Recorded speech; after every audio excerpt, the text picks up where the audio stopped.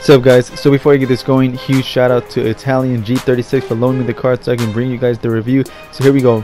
Mystery Puzzle Josh Gordon, 88 overall, deep threat style, 6'3", 89 speed, 88 catch, 87 release, 87 jump, 89 catch traffic, 90 spectacular, 84 elusiveness, and 83 route running. Now the boost I have gives him 91 route running, but he really has, 91 spectacular, but he really has only a 90 spectacular. Now in terms of running after the catch, you see here 85 juke, not that elusive, but of course that's not what he's for. But anyways, 89 speed is not the fastest, but as you can see here, it does not mean that you cannot send him deep, from time to time and watch him beat corners and safeties and then just take off. And honestly, I don't think he ever got caught from behind, even once. I think pretty much every time he beat the corner and safety, he was just gone, except for this time right here. Every other time he pretty much beat them and just never got caught. So definitely just fast enough. Now this was a little ironic to me. His highest rating is his spectacular catch rating, and that's what I saw the least of. The entire season, and these two were the only ones. And his lowest rating is his route running, but that's almost what he did best. There's one thing that he did do better, but this is pretty much, definitely an A, no doubt. A solid A when it came to route running. His separation was amazing, especially with the out routes. That's just my favorite route, no doubt, when it comes to getting separation. And if you don't believe me, look at this. 2nd and 20. It's a 20-yard out route, and he got amazing separation for the first down.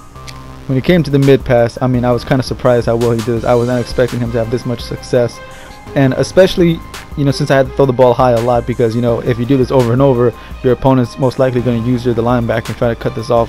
And of course he is 6'3", so that doesn't hurt, especially when you throw the ball high away from their hands, and very, very dependable there. Same thing with the deep ball. He was not a beast by any means in terms of the deep ball, but he did good enough to warrant a lot of my my competition to drop safeties back there because of doing stuff like this. So even though the mid pass and the deep ball, I would not give him an A, but a solid B flat. As far as the one-on-one battles on the sideline, I had my fingers crossed because I was hoping that this is what he would do best.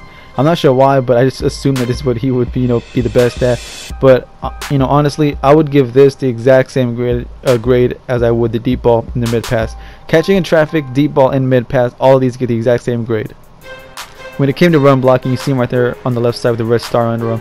If he was going up against corners and safeties, he did just fine. He held them up, no problem. But if it was a linebacker, that's a different story. So if you see him match up with a linebacker, just watch out. As far as the bad plays, of course, he did have his bad moments, but overall, I could not really find any struggle points. He was very consistent overall, and it got to the point where my opponents were double covering, even triple teaming, and even sometimes using a linebacker and flying way over there just to quadruple cover him, because he was catching almost everything. Like I said, he had his bad moments, you can see, but overall very, very dependable. So even though I've only played with a few receivers, he's got to be top 5. But by far what he did best was this right here, man, beating the press over and over and over. It got to the point where that's all I wanted to do, just put him out wide, especially if my opponent was pressing in 2-man under or whatever it may have been. And just look at this, man, over and over, like it's nothing, man, like it's cutting through butter, man. It was ridiculous, and I had so many more of these highlights, but the video was getting too long, so I had to cut some of them back. That's how amazing it was to this. But anyways, guys, if you pick up Gordon, use him however you want to, but if you got him out wide and your opponent is pressing, man, put him on a fade and watch him do work. So overall, man, of course, an amazing receiver, and only an 83 route running rating, but you would not believe it on the field. Like you saw, man, 20 yards deep, and he still beat that corner on that out route. But anyways, guys, he was a fun receiver to play with. So that's gonna wrap this up, guys. My final thoughts. Do I think he's worth 100,000? Honestly, I feel like maybe he's worth 70, 75,000. But you know what?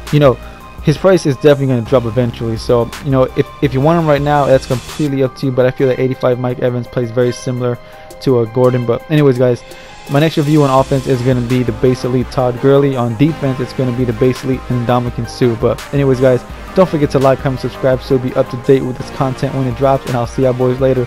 Peace.